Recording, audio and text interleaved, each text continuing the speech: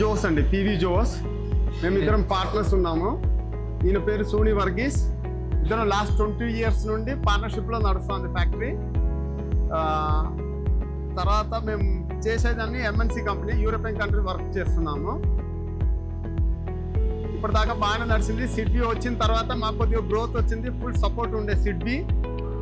Around 1 week 5 daysలో loan అన్ని sanction చేసేసారు. You can go head అని అక్కడ నుండి గ్రీన్ సిగ్నల్ వచ్చేసింది. మేము ఫార్వర్డ్ చేసాము, ఇదైంది, క్లిక్ అయింది. దాని తర్వాత కొత్త మిషన్కి అప్లై చేసాము, లోన్లు వచ్చాయి, మిషన్స్ కూడా ఇన్స్టాల్మెంట్ అయిపోయింది.